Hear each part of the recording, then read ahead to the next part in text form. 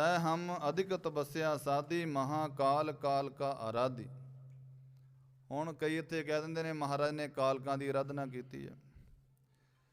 ਇਹਦਾ ਅਰਥ ਜਿਹੜਾ ਹੈ ਉਹ ਹੈ ਮਹਾਕਾਲ, ਜਿਹੜਾ ਕਾਲ ਦਾ ਵੀ ਕਾਲ, ਮਹਾਕਾਲ, ਕਾਲ ਕਾ ਕਾਲ। ਮਹਾਰਾਜ ਕਹਿੰਦੇ ਜਿਹੜਾ ਕਾਲ ਦਾ ਕਾਲ ਹੈ, ਮਹਾਕਾਲ, ਸਮੇਂ ਦਾ ਵੀ ਕਾਲ ਹੈ, ਸਭ ਤੋਂ ਵੱਡਾ ਜਿਸ ਦਾ ਨਾਮ ਪਰਮੇਸ਼ਰ ਹੈ। ਮਹਾਕਾਲ ਕਾਲ ਕਾ ਆਰਾਧੀ, ਆਰਾਧਨਾ ਕੀਤੀ ਮਹਾਰਾਜ ਸੱਚੇ ਪਾਤਸ਼ਾਹ ਅਕਾਲ ਪੁਰਖ ਦੀ, ਬਹੁਤ ਤਪੱਸਿਆ ਕੀਤੀ। ਇਹ ਬਿਦ ਕਰਤ ਤਪੱਸਿਆ ਭਇਓ, ਦੋਏ ਤੇ ਏਕ ਰੂਪ ਹੋਏ ਗਏ। ਵੀ ਇੱਦਾਂ ਤਪੱਸਿਆ ਕੀਤੀ ਵੀ ਮੈਂ ਪਰਮੇਸ਼ਰ ਦੇ ਨਾਲ ਮਿਲ ਗਿਆ, ਦੋ ਤੋਂ ਏਕ ਰੂਪ ਹੋ ਗਿਆ। ਜਿਉਂ ਜਲ ਮੈਂ ਜਲ ਆਏ ਖਟਾਨਾ, ਤਿਉਂ ਜੋਤੀ ਸੰਗ ਜੋਤ ਸਮਾਨਾ। ਜਿਵੇਂ ਪਾਣੀ ਦੇ ਵਿੱਚ ਪਾਣੀ ਮਿਲ ਜਾਂਦਾ ਹੈ, ਪਰਮੇਸ਼ਰ ਦੇ ਨਾਲ, ਭਗਵਾਨ ਦੇ ਨਾਲ ਮੇਰੀ ਜਿਹੜੀ ਰੂਹ ਸੀ ਉਹਦਾ ਮਿਲਾਪ ਹੋ ਗਿਆ, ਇੱਕਮਿਕ ਹੋ ਗਏ। ਇਹ ਮਹਾਰਾਜ ਨੇ ਆਪਣੀ ਕਥਾ ਵਿਖਾਨੀ ਹੈ। ਫਿਰ ਸੱਚੇ ਪਾਤਸ਼ਾਹ ਮਹਾਰਾਜ ਜਦੋਂ ਇੱਕਮਿਕ ਹੋ ਗਏ, ਦੁਸ਼ਟ ਦਮਨ ਸੀ ਜਿਹੜੇ ਮਹਾਰਾਜ, ਉਹਨਾਂ ਦਾ ਸਰੂਪ ਸੀ ਪਹਿਲੇ ਜਨਮ ਦਾ। ਜਦੋਂ ਗੁਰੂ ਮਹਾਰਾਜ ਦੀ ਆਤਮਾ ਪਰਮਾਤਮਾ ਦੇ ਨਾਲ ਮਿਲੀ, ਮਹਾਰਾਜ ਉੱਪਰ ਗਏ, ਸੱਚੇ ਪਾਤਸ਼ਾਹ ਦੇ ਨਾਲ ਮਿਲਾਪ ਹੋਇਆ। ਫਿਰ ਉਹ ਰੂਹ ਨੂੰ ਮਹਾਰਾਜ ਕਹਿੰਦੇ ਹੁਣ ਤੂੰ ਸੰਸਾਰ ਦੇ ਵਿੱਚ ਦੁਆਰਾ ਜਾ। ਉੱਥੇ ਇੱਕ ਪੰਥ ਚਲਾ, ਕਿਉਂਕਿ ਜਿਹੜਾ ਸੰਸਾਰ ਹੈ ਬੜਾ ਕਲਯੁਗ ਆ ਗਿਆ ਹੈ, ਝੂਠ ਬੋਲਦੇ ਨੇ, ਈਰਖਾ ਵਕੀਲੀ ਦੇ ਅੱਗ ਵਿੱਚ ਦੁਨੀਆ ਜਲ ਰਹੀ ਹੈ, ਸਾਰਾ ਹੀ ਸੰਸਾਰ ਜਲਦਾ ਤੇ ਬਲਦਾ ਹੈ। ਤੇ ਸੰਸਾਰ ਨੂੰ ਜਾ ਕੇ ਉੱਥੇ ਇੱਕ ਪੰਥ ਚਲਾ, ਸੰਸਾਰ ਨੂੰ ਸਿੱਧੇ ਰਾਹੇ ਪਾ। ਸੋ ਇਸ ਤਰ੍ਹਾਂ ਦੇ ਨਾਲ ਸਾਧ ਸੰਗਤ ਗੁਰੂ ਮਹਾਰਾਜ ਨੇ ਇਤਨਾ ਆਨੰਦ ਮਹਾਰਾਜ ਦੇ ਚਰਨਾਂ ਦੇ ਵਿੱਚ ਆਇਆ ਹੋਇਆ ਸੀ। ਗੁਰੂ ਮਹਾਰਾਜ ਜੀ ਸੰਸਾਰ ਤੇ ਆਉਣਾ ਨਹੀਂ ਸੀ ਚਾਹੁੰਦੇ। ਮਹਾਰਾਜ ਕਹਿੰਦੇ ਚਿਤਨਾ ਭਿਓ ਹਮਰਾ ਆਵਣ ਕੋ, ਚੁਭੀ ਰਹੀ ਸੁਰਤ ਪ੍ਰਭ ਚਰਨਨ ਮੋ। ਮਹਾਰਾਜ ਕਹਿੰਦੇ ਉਸ ਸੰਸਾਰ ਦੇ ਵਿੱਚ, ਐਸੇ ਦੁਨੀਆ ਦੇ ਵਿੱਚ ਮੈਂ ਜਾ ਨਹੀਂ ਸਕਦਾ। ਉੱਥੋਂ ਦੀ ਜਿਹੜੀ ਦੁਨੀਆ ਹੈ, ਲੋਕ ਹੈ, ਬਹੁਤ ਕੁਰਾਹੇ ਪੈ ਚੁੱਕੇ ਹਨ, ਉਹਨਾਂ ਨੂੰ ਸਮਝਾਉਣਾ ਬੜਾ ਔਖਾ ਹੈ। ਬੜੇ ਬੜੇ ਅਵਤਾਰ ਪਹਿਲਾਂ ਗਏ ਨੇ, ਕ੍ਰਿਸ਼ਨ ਭਗਵਾਨ, ਰਾਮ ਚੰਦਰ ਜੀ, ਹੋਰ ਬਹੁਤ ਸਾਰੇ ਅਵਤਾਰ ਇਸ ਸੰਸਾਰ ਵਿੱਚ ਆਏ ਨੇ। ਉਹਨਾਂ ਨੂੰ ਵੀ ਉਲਝਾ ਕੇ ਰੱਖ ਦਿੰਦੀ ਹੈ ਦੁਨੀਆ। ਕੂੜ ਫਿਰੇ ਪ੍ਰਧਾਨ ਵੇ ਲਾ ਲਓ, ਝੂਠ ਦਾ ਰਾਜ ਹੈ, ਪ੍ਰਧਾਨਗੀ ਝੂਠ ਨੂੰ ਮਿਲੀ ਹੋਈ ਹੈ। ਸੱਚ ਕਾਲ ਕੂੜ ਵਰਤਿਆ, ਕਲ ਕਾਲ ਖਿਵੇ ਤਾਲ। ਸੱਚ ਦਾ ਕਾਲ ਪੈ ਚੁੱਕਿਆ ਹੈ ਤੇ ਕੂੜ ਹੀ ਕੂੜ, ਝੂਠ ਝੂਠ ਚੱਲਦਾ ਹੈ। ਬੁਰੇ ਹਾਲ ਨੇ, ਝੂਠ ਨੂੰ ਸੱਚ ਕਹਿੰਦੇ ਹਨ ਲੋਕ। ਖੋਟੇ ਕੋ ਖਰਾ ਕਹੇ, ਖਰੇ ਸਾਰ ਨਾ ਜਾਣੇ। ਅੰਧੇ ਕਾ ਨਾਉ ਪਾਰਖੂ, ਕਲੀ ਕਾਲ ਵਡਾਣੇ। ਸੂਤੇ ਕੋ ਜਾਗਤ ਕਹੇ, ਜਾਗਤ ਕੋ ਸੂਤਾ। ਜਿਹੜਾ ਗਿਆਨ ਦੀਆਂ ਅੱਖਾਂ ਦੇ ਨਾਲ ਜਾਗਦਾ ਹੈ ਉਹਨੂੰ ਤਾਂ ਸੁੱਤਾ ਕਹਿੰਦੇ ਨੇ, ਜਿਹੜਾ ਅਗਿਆਨੀ ਉਹਨੂੰ ਕਹਿੰਦੇ ਜਾਗਦਾ ਪੁਰਸ਼ ਹੈ, ਚੰਗਾ ਪੁਰਸ਼ ਹੈ। ਦੁਨੀਆ ਬਿਲਕੁਲ ਉਲਟ ਹੋ ਚੁੱਕੀ ਹੈ। ਉੱਥੇ ਜਾਣਾ ਬੜਾ ਮੁਸ਼ਕਲ ਹੈ। ਉਹ ਸਮਝਦੇ ਨਹੀਂ, ਕਿਸੇ ਕਾਰਨ, ਕਿਸੇ ਵੀ ਗੱਲ ਨੂੰ ਸਮਝਦੇ ਨਹੀਂ। ਮਹਾਂਪੁਰਸ਼ਾਂ ਦੇ ਖਿਲਾਫ ਹੈ ਦੁਨੀਆ। ਚੰਗੇ ਮਹਾਂਪੁਰਸ਼ਾਂ ਨੂੰ ਕੋਈ ਪੁੱਛਦਾ ਨਹੀਂ ਹੈ, ਝੂਠਿਆਂ ਦੇ ਮਗਰ ਲੱਗਦੇ ਹਨ। ਸੱਚ ਨੂੰ ਕੋਈ ਨਹੀਂ ਪੁੱਛਦਾ ਹੈ। ਇਹੋ ਜਿਹੀ ਦੁਨੀਆ 'ਚ ਮੇਰਾ ਚਿੱਤ ਨਹੀਂ ਲੱਗਣਾ, ਮੇਰਾ ਮਨ ਨਹੀਂ ਕਰਦਾ ਜਾਣ ਨੂੰ। ਮਹਾਰਾਜ ਕਹਿੰਦੇ ਵੀ ਆਪਣੇ ਚਰਨਾਂ ਵਿੱਚ ਮੈਨੂੰ ਰੱਖੋ ਸੱਚੇ ਪਾਤਸ਼ਾਹ, ਤੇ ਆਨੰਦ ਹੈ, ਸਤ ਚਿੱਤ ਆਨੰਦ ਹੈ। ਮਹਾਰਾਜ ਕਹਿੰਦੇ ਅਕਾਲ ਪੁਰਖ ਵੀ ਤੈਨੂੰ ਸੰਸਾਰ ਨੂੰ ਸਿੱਧੇ ਰਾਹੇ ਪੰਥ ਚਲਾਉਣਾ ਹੀ ਪੈਣਾ ਤੈਨੂੰ। ਪੰਥ ਰਸਤੇ ਨੂੰ ਕਹਿੰਦੇ ਨੇ। ਇੱਕ ਰਸਤਾ ਹੁੰਦਾ ਹੈ ਗੁਰੂ ਮਹਾਰਾਜ ਦੇ ਦਰਸ਼ਨਾਂ ਦਾ, ਮਿਲਾਪ ਦਾ, ਰਾਹੇ ਪਾਉਣ ਦਾ, ਸਤਿਗੁਰੂ ਵੱਲ ਨੂੰ ਪ੍ਰੇਰਨ ਦਾ। ਮਹਾਰਾਜ ਕਹਿੰਦੇ ਬੜਾ ਜ਼ੁਲਮ ਹੋ ਰਿਹਾ। ਫਿਰ ਸੱਚੇ ਪਾਤਸ਼ਾਹ ਮਹਾਰਾਜ ਕਹਿਣ ਲੱਗੇ ਠਾੜ ਭਿਓ ਮੈਂ ਜੋਰ ਕਰ, ਬਚਨ ਕਹਾਂ ਸਿਰ ਨਿਆਏ, ਪੰਥ ਚਲਿਆ ਤਬ ਜਗਤ ਮੈਂ ਜਬ ਤੂੰ ਕਰੋ ਸਹਾਏ। ਸੱਚੇ ਪਾਤਸ਼ਾਹ ਇਹ ਮਹਾਰਾਜ ਨੇ ਆਪਣੀ ਕਿਤਾਬ ਲਿਖੀ ਹੋਈ ਹੈ। ਠਾੜ ਭਿਓ, ਠਾੜ ਮੈਨੇ ਖੜਾ ਹੋਣਾ, ਹਿੰਦੀ ਦਾ ਲਫ਼ਜ਼ ਹੈ। ਕਈ ਠਾਂਡ ਕਹਿ ਦਿੰਦੇ ਨੇ, ਇੱਥੇ ਬਿੰਦੀ ਲਾ ਦਿੰਦੇ ਨੇ, ਠਾਂਡ ਦਾ ਮਤਲਬ ਠੰਡ ਬਣ ਜਾਂਦੀ ਹੈ। ਠਾੜ ਭਿਓ, ਠਾੜਾ ਹੋਣਾ, ਖੜਾ ਹੋਣਾ। ਮੈਂ ਹੱਥ ਬੰਨ੍ਹ ਕੇ ਮੇਰੀ ਰੂਹ ਪਰਮਾਤਮਾ ਦੇ ਅੱਗੇ ਖੜ ਗਈ ਹੈ। ਠਾੜ ਭਿਓ ਮੈਂ ਜੋਰ ਕਰ, ਕਰ ਕਹਿੰਦੇ ਨੇ ਹੱਥਾਂ ਨੂੰ, ਹੱਥ ਜੋੜ ਕੇ। ਬਚਨ ਕਹਾਂ ਸਿਰ ਨਿਆਏ, ਮੈਂ ਬਚਨ ਕੀਤਾ ਸਿਰ ਨੀਵਾਂ ਕਰਕੇ। ਬਚਨ ਕਹਾਂ ਸਿਰ ਨਿਆਏ, ਪੰਥ ਚਲੈ ਤਬ ਜਗਤ ਮੈਂ ਜਬ ਤੁਮ ਕਰੋ ਸਹਾਏ। ਮਹਾਰਾਜ ਜਿਹੜੇ ਪੰਥ ਦੀ ਤੁਸੀਂ ਗੱਲ ਕਰਦੇ ਹੋ ਤਾਂ ਚੱਲ ਸਕਦਾ ਹੈ। ਉਹ ਸੰਸਾਰ ਇਹੋ ਜਿਹਾ ਬਣ ਚੁੱਕਾ ਹੈ ਕਿ ਉਹ ਕਿਸੇ ਪੰਥ ਪੁੰਥ ਨੂੰ ਨਹੀਂ ਮੰਨਦਾ। ਜੋ ਤੁਮ ਕਰੋ ਸਹਾਏ, ਜੇ ਪੰਥ ਚਲਾਉਣਾ ਤਾਂ ਮੇਰੇ ਸਿਰ ਦੇ ਉੱਤੇ ਹੱਥ ਰੱਖਿਓ ਹਰ ਵੇਲੇ। ਪਤਾ ਹੀ ਸੀ ਮਹਾਰਾਜ ਨੂੰ ਵੀ ਇਹਨਾਂ ਜ਼ੁਲਮ ਸੱਚਾਈ, ਜ਼ੁਲਮ ਦੀ ਸਿੱਧਾ ਹੀ ਟੱਕਰਾ ਹੈ, ਲੜਾਈ ਹੈ।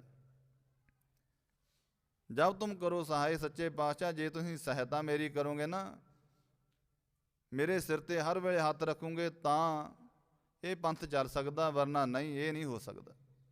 ਇੱਦਾਂ ਮਹਾਰਾਜ ਦਸਵੇਂ ਪਾਤਸ਼ਾਹ ਜੋ ਗੁਰੂ ਮਹਾਰਾਜ ਦੀ ਆਤਮਾ ਸੀ, ਉਹਨੇ ਆਉਣ ਤੋਂ ਪਹਿਲਾਂ ਇਹ ਵਰ ਮੰਗਿਆ ਸੀ ਮਹਾਰਾਜ ਤੋਂ। ਉਹ ਜੇ ਤੂੰ ਕਰੇਗਾ ਸਹਾਇਤਾ ਮੇਰੀ, ਤਾਈਓ ਚੱਲੂ ਪੰਥ ਖਾਲਸਾ। ਜੇ ਤੂੰ ਕਰੇਗਾ ਸਹਾਇਤਾ ਮੇਰੀ, ਤਾਈਓ ਚੱਲੂ ਪੰਥ ਖਾਲਸਾ।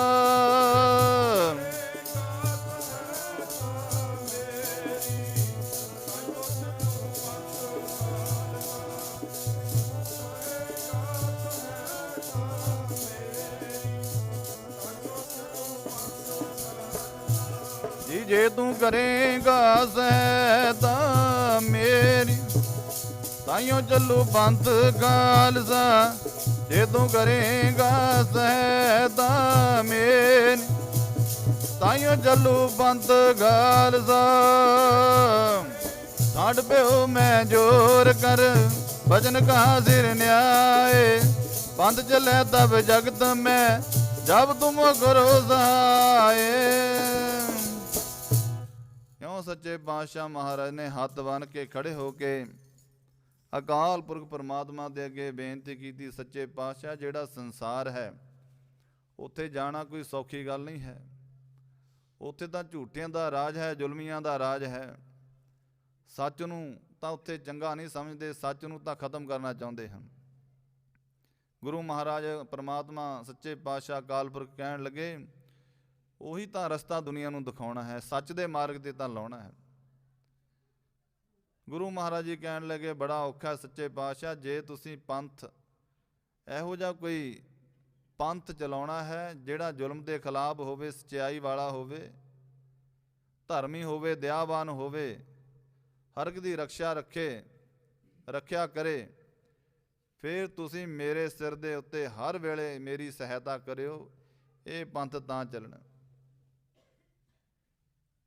ਤੇ ਇਦਾਂ ਕਰਕੇ ਸਾਧ ਸੰਗਤ ਗੁਰੂ ਮਹਾਰਾਜ ਨੂੰ, ਸੱਚੇ ਪਾਤਸ਼ਾਹ ਨੂੰ ਭੇਜਿਆ। ਤੇ ਭੇਜਿਆ ਵੀ ਕਿੱਥੇ? ਮਹਾਰਾਜ ਕਹਿੰਦੇ ਵੀ ਜਿਹੜੀਆਂ ਬਹੁਤ ਵੱਡੀਆਂ ਤਪੱਸਿਆ ਵਾਲੀਆਂ ਰੂਹਾਂ ਹੁੰਦੀਆਂ ਨੇ, ਉਹ ਹਰ ਇੱਕ ਦੇ ਘਰ ਥੋੜ੍ਹੀ ਆ ਸਕਦੀਆਂ ਨੇ ਵੀ ਜਿੱਥੇ ਮਰਜ਼ੀ ਜਨਮ ਲੈ ਲਿਆ। ਇਹੋ ਜਿਹੀਆਂ ਰੂਹਾਂ ਵੀ ਉੱਥੇ ਮਹਾਰਾਜ ਭੇਜਦਾ ਜਿੱਥੇ ਮਾਤਾ ਪਿਤਾ ਦੀ ਵੀ ਬੜੀ ਤਪੱਸਿਆ ਹੋਵੇ। ਆਪਣੇ ਮਾਤਾ ਪਿਤਾ ਧੰਨ ਧੰਨ ਗੁਰੂ ਤੇਗ ਬਹਾਦਰ ਮਾਤਾ ਗੁਜਰੀ ਦੀ ਵੀ ਸੱਚੇ ਪਾਤਸ਼ਾਹ ਨੇ ਇੱਥੇ ਆਪ ਬਚਨ ਕੀਤੇ ਨੇ। ਸੱਚੇ ਪਾਤਸ਼ਾਹ ਨੇ ਆਪ ਲਿਖਿਆ ਹੈ, ਤਾਤ ਮਾਤ ਮੁਰ ਅਲਖ ਰੱਦ। ਤਾਤ ਪਿਤਾ, ਮਾਤਾ ਪਿਤਾ ਨੇ ਅਲਖ ਜਿਹੜਾ ਲਖਿਆ ਨਾ ਜਾਵੇ, ਉਹਦੀ ਤਪੱਸਿਆ ਕੀਤੀ। 26 ਸਾਲ ਮਹਾਰਾਜ ਜੀ ਬਾਬਾ ਬਕਾਲਾ ਸਾਹਿਬ ਭੋਰੇ ਦੇ ਵਿੱਚ ਗੁਰੂ ਤੇਗ ਬਹਾਦਰ ਸੱਚੇ ਪਾਤਸ਼ਾਹ ਬੈਠੇ ਰਹੇ ਤੇ ਤਪੱਸਿਆ ਕੀਤੀ ਸੱਚੇ ਪਾਤਸ਼ਾਹ ਜੀ ਨੇ। ਤੇ ਮਾਤਾ ਗੁਜਰੀ ਦੀ ਵੀ ਨਾਲ ਤਪੱਸਿਆ ਸੀ। ਕਈ ਪ੍ਰਚਾਰਕ ਕਹਿੰਦੇ ਨੇ ਗੁਰੂ ਤੇਗ ਬਹਾਦਰ ਜੀ ਤਾਂ ਪ੍ਰਚਾਰ ਕਰਦੇ ਰਹੇ, ਇੱਕ ਜਗ੍ਹਾ ਕਿੱਥੇ ਬੈਠ ਸਕਦੇ ਸੀ। ਪਰ ਇਹ ਮਹਾਰਾਜ ਨੇ ਆਪ ਦੱਸਿਆ ਨਾ, ਦਸਵੇਂ ਪਾਤਸ਼ਾਹ ਮਹਾਰਾਜ ਨੇ, ਤਾਤ ਮਾਤ ਮੁਰ ਅਲਖ ਰਾਧਾ, ਬਹੁਵਿਧ ਜੋਗ ਸਾਧਨਾ ਸਾਧਾ। ਜੋਗ ਮੈਨੇ ਤਪੱਸਿਆ ਹੁੰਦੀ ਹੈ, ਸਾਧਨਾ ਕੀਤੀ। ਤਿੰਨ ਜੋ ਕਰੀ ਅਲਖ ਕੀ ਸੇਵਾ, ਤਾਂ ਤੇ ਭਏ ਪ੍ਰਸੰਨ ਗੁਰਦੇਵਾ। ਉਹਨਾਂ ਨੇ ਅਲਖ ਪਰਮਾਤਮਾ ਪਰਮੇਸ਼ਰ ਦੀ ਸੇਵਾ ਕੀਤੀ। ਫਿਰ ਅਕਾਲ ਪੁਰਖ ਪ੍ਰਸੰਨ ਹੋਇਆ, ਉਹਨਾਂ ਦੇ ਘਰ ਕੋਈ ਆਤਮਾ, ਪਵਿੱਤਰ ਆਤਮਾ, ਪਰਮੇਸ਼ਰ ਭਗਵਾਨ ਦਾ ਹੀ ਰੂਪ ਭੇਜਣ ਵਾਸਤੇ। ਤਾਂ ਤੇ ਭਏ ਪ੍ਰਸੰਨ ਗੁਰਦੇਵਾ, ਤਿੰਨ ਪ੍ਰਭ ਜਬ ਆਇਸ ਮੋਹਿ ਦੀਆ। ਫਿਰ ਮਹਾਰਾਜ ਕਹਿੰਦੇ ਆਉਣ ਵਾਸਤੇ ਮੈਨੂੰ ਭੇਜਿਆ, ਦਿੱਤਾ। ਤਬ ਹਮ ਜਨਮ ਕਲੂ ਮੈਂ ਲਿਆ।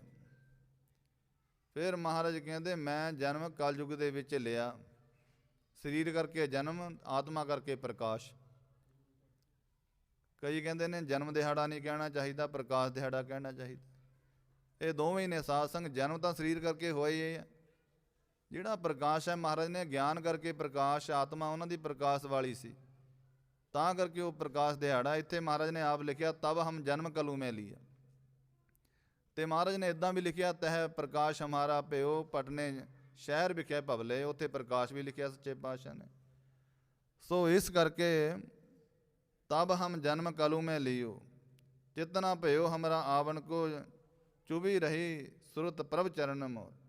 ਉਦੋਂ ਮਹਾਰਾਜ ਦੇ ਚਰਨਾਂ ਦੇ ਵਿੱਚ ਸੁਰਤ ਲਿਵ ਲੱਗੀ ਹੋਈ ਸੀ, ਆਨੰਦ ਆਇਆ ਸੀ, ਆਉਣ ਨੂੰ ਜੀ ਨਹੀਂ ਸੀ ਕਰਦਾ। ਪਰ ਮਹਾਰਾਜ ਨੇ ਪ੍ਰੇਰਨਾ ਕੀਤੀ, ਬੜਾ ਸਮਝਾਇਆ।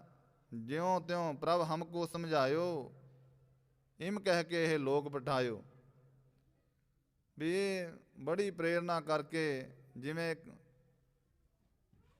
ਇੱਕ ਆਪਣਾ ਪਿਤਾ ਨੂੰ ਪੁੱਤਰ ਜਿੱਦ ਕਰਦਾ, ਕਿਉਂਕਿ ਮਹਾਰਾਜ ਨੇ ਆਪਣਾ ਹੋਣਹਾਰ ਸਪੁੱਤਰ ਜਿਵੇਂ ਹੁੰਦਾ ਨਾ, ਉੱਦਾਂ ਬਣਾ ਲਿਆ ਸੀ। ਹਮ ਆਪਣਾ ਸੁਤ ਤੋਹੇ ਨਿਵਾਜਾ। ਜਦੋਂ ਤਪੱਸਿਆ ਕੀਤੀ ਨਾ ਹੇਮਕੁੰਟ ਦੇ, ਉਦੋਂ ਫਿਰ ਅਕਾਲ ਪੁਰਖ ਨੇ ਕਿਹਾ ਸੀ ਤੂੰ ਮੇਰਾ ਸੱਚਾ ਪੁੱਤਰ ਹੈ। ਸੁਤ ਪੁੱਤਰ ਨੂੰ ਕਹਿੰਦੇ ਨੇ। ਨਵਾਜ ਲਿਆ ਤੈਨੂੰ ਮੈਂ, ਪੰਥ ਪਰਚੁਰ ਕਰਵੇ ਕੋ ਸਾਜਾ। ਸੋ ਇਸ ਤਰ੍ਹਾਂ ਦੇ ਨਾਲ ਸਾਧ ਸੰਗਤ ਗੁਰੂ ਮਹਾਰਾਜ ਜੀ ਇਸ ਸੰਸਾਰ 'ਤੇ ਆਏ, ਤੇ ਉਹਨਾਂ ਨੇ ਤੇ ਇਤਨੀ ਤਪੱਸਿਆ, ਜ਼ੁਲਮ ਦੇ ਖਿਲਾਫ ਲੜਾਈ, ਯੁੱਧ ਕਰਨੇ ਪਏ। ਸੱਚਾਈ ਦੇ ਮਾਰਗ 'ਤੇ ਗੁਰੂ ਮਹਾਰਾਜ ਨੇ ਸਾਰੇ ਸੰਸਾਰ ਨੂੰ ਦੱਸਣਾ ਕੀਤਾ। ਭਗਤੀ ਕੀਤੀ ਸੱਚੇ ਪਾਤਸ਼ਾਹ ਨੇ ਪਿਛਲੇ ਜਨਮਾਂ ਦੀ। ਤੇ ਸਾਧ ਸੰਗਤ ਇਹੋ ਜਿਹੀ ਤਪੱਸਿਆ ਕਰਕੇ ਗੁਰੂ ਮਹਾਰਾਜ ਜੀ ਸੰਸਾਰ ਦੇ ਵਿੱਚ ਆਏ ਤੇ ਦੁਨੀਆ ਦਾ ਉਧਾਰ ਕੀਤਾ ਹੈ। ਤੇ ਜਦੋਂ ਸਾਧ ਸੰਗਤ ਗੁਰੂ ਮਹਾਰਾਜ ਜੀ ਪਟਨੇ ਸ਼ਹਿਰ ਦੇ ਵਿੱਚ ਆਏ, ਪਟਨਾ ਬਿਹਾਰ ਦੇ ਵਿੱਚ, ਪਟਨਾ ਬਹੁਤ ਪੁਰਾਣਾ ਸ਼ਹਿਰ ਸੀ, ਉਦੋਂ ਵੀ ਸ਼ਹਿਰ ਸੀ ਉਹ। ਉੱਥੇ ਗੁਰੂ ਤੇਗ ਬਹਾਦਰ ਮਹਾਰਾਜ ਜੀ ਪਹੁੰਚੇ ਹੋਏ ਸੀ। ਮਾਤਾ ਗੁਜਰੀ ਹੋਰ ਗੁਰੂ ਮਹਾਰਾਜ ਦੇ ਨਾਲ ਸਿੱਖ ਸੇਵਕ ਸਨ। ਉਸ ਤੋਂ ਉਪਰੰਤ ਗੁਰੂ ਮਹਾਰਾਜ ਜੀ ਅਸਾਮ ਵੱਲ ਨੂੰ ਗਏ ਹੋਏ ਸੀ, ਗੁਰੂ ਤੇਗ ਬਹਾਦਰ ਸੱਚੇ ਪਾਤਸ਼ਾਹ। ਜਦੋਂ ਗੁਰੂ ਗੋਬਿੰਦ ਰਾਏ ਜੀ ਦਾ ਪ੍ਰਕਾਸ਼ ਹੋਇਆ ਹੈ, ਜਨਮ ਹੋਇਆ, ਤੇ ਸਾਧ ਸੰਗਤ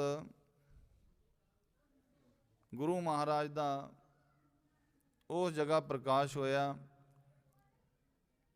ਤੇ ਸੱਚੇ ਪਾਤਸ਼ਾਹ ਜੀ ਛੋਟੀ ਜਿਹੀ ਉਮਰ ਦੇ ਵਿੱਚ ਕੌਤਕ ਕਰਨੇ ਸ਼ੁਰੂ ਕਰ ਦਿੱਤੇ, ਕਿਉਂਕਿ ਉਹ ਸੰਸਾਰ ਨੂੰ ਤਾਰਨ ਵਾਸਤੇ ਆਏ ਸੀ। ਬਚਪਨ ਤੋਂ ਹੀ ਤਾਰਨਾ ਸ਼ੁਰੂ ਕਰ ਦਿੱਤਾ ਉਹਨਾਂ ਨੇ। ਪ੍ਰੇਮ, ਜ਼ੁਲਮ ਦੇ ਖਿਲਾਫ ਲੜਾਈ, ਸੱਚ ਬੋਲਣਾ, ਪਿਆਰ ਕਰਨਾ, ਦਇਆ ਕਰਨੀ, ਧਰਮ ਕਰਨਾ, ਧਰਮ ਨਿਭਾਉਣਾ, ਬਚਨ ਪਗਾਉਣੇ, ਇਹ ਛੋਟੀ ਜਿਹੀ ਉਮਰ ਤੋਂ ਹੀ ਸੱਚੇ ਪਾਤਸ਼ਾਹ ਨੇ ਸੰਸਾਰ ਨੂੰ ਦੱਸਣਾ ਸ਼ੁਰੂ ਕਰ ਦਿੱਤਾ ਸੀ, ਸਿਖਾਉਣਾ। ਛੋਟੀ ਜਿਹੀ ਉਮਰ 'ਚ ਸੱਚੇ ਪਾਤਸ਼ਾਹ ਮਹਾਰਾਜ ਗਲੇਲੇ ਬਣਾਉਂਦੇ ਹੁੰਦੇ ਸੀ, ਤੀਰ ਘੜਿਆਂ 'ਤੇ ਮਾਰਦੇ ਸੀ, ਯੁੱਧ ਵਾਂਗੂ ਕਰਦੇ ਹੁੰਦੇ ਸੀ, ਜਿਵੇਂ ਯੁੱਧ ਲੜਦੇ ਹੁੰਦੇ ਨੇ। ਕਿਉਂਕਿ ਉਹਨਾਂ ਨੇ ਵੱਡੇ ਹੋ ਕੇ ਵੀ ਜ਼ੁਲਮ ਦੇ ਖਿਲਾਫ ਯੁੱਧ ਕਰਨਾ ਹੀ ਸੀ, ਪੈਣਾ ਹੀ ਸੀ। ਵੱਡੇ ਵੱਡੇ ਰਾਜੇ ਉਹ ਜ਼ੁਲਮੀ ਹੋ ਚੁੱਕੇ ਸੀ, ਪ੍ਰਜਾ ਨੂੰ ਦਬਾਉਂਦੇ ਸੀ, ਧੱਕਾ ਕਰਦੇ ਸੀ। ਉਹਨਾਂ ਨੂੰ ਵੀ ਮਹਾਰਾਜ ਨੇ ਸੁਧਣਾ ਸੀ, ਚੰਗੇ ਪਾਸੇ ਲਾਉਣਾ ਸੀ। ਤੇ ਉੱਤੇ ਪਟਨਾ ਸਾਹਿਬ ਦੇ ਵਿੱਚ ਕਈ ਗੁਰਦੁਆਰਾ ਸਾਹਿਬ ਬਣੇ ਹੋਏ ਨੇ ਸੱਚੇ ਪਾਤਸ਼ਾਹ ਦੀ ਯਾਦ ਦੇ ਵਿੱਚ।